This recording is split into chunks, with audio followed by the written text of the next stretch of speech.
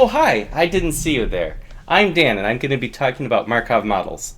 A Markov model is a type of stochastic process, that is, a model defined by a family of random variables that change over time. Sometimes this is called memorylessness, and it means that after a certain time, the previous states cease to have any effect on future states. This area of study is named after Andrei Markov, a mathematician that lived in the Russian Empire over 100 years ago. Andrei was a poor student in most areas, but excelled in math.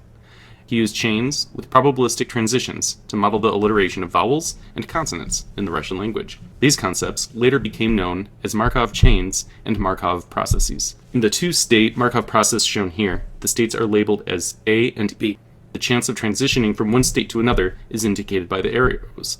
Markov systems are used in physics, such as thermodynamics and statistical mechanics. Whenever probabilities are used to represent unknown or unmodeled details of a system, if it can be assumed that the dynamics are time invariant, and there is no relevant history that needs to be considered, which is not already included in the state description, then these are great candidates for Markov models. And in chemistry, to model the growth and composition of copolymers, biology, to study DNA evolution, virology, and population dynamics, and in many other areas, from simulations in games, computer music generation, text generation, and more. Some celebrities and politicians tweet frequently. As with most types of machine learning, this is helpful for building models. Additionally, with short, less grammatically strict nature of tweets, it is an especially good use case for Markov chains, which cannot understand grammar and logic, but can follow simple, state-based transition patterns of speech quite effectively.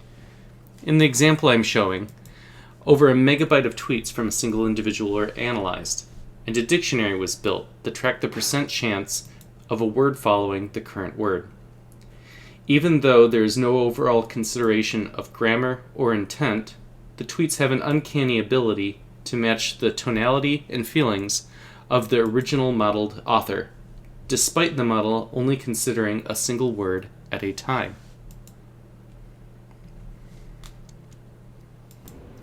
There are lots of Markov chain generators online because they are easy to write.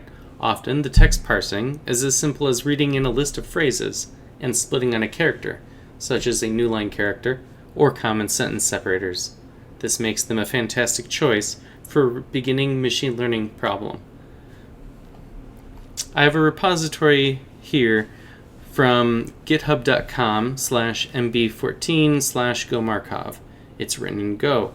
Frameworks like TensorFlow or ML.NET are not required for Markov chains because there is no need for a graphics card while calculating simple probabilities, and there isn't much code needed to get a working example running. Let's look at the Pokenamer example. I've already run the training for this example. This example was trained on 802 Pokemon names. The unit of learning was letter combinations.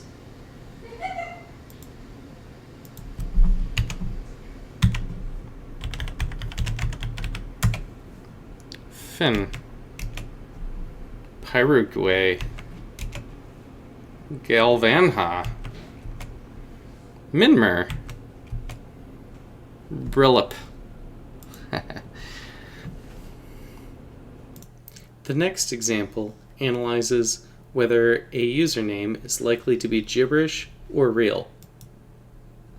I've already trained over 3 megabytes of provided usernames. Let's try a realistic looking name.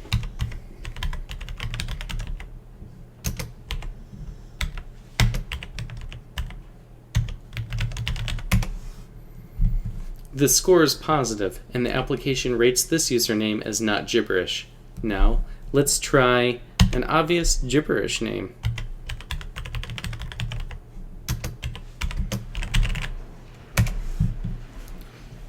The application has determined that this is almost certainly gibberish.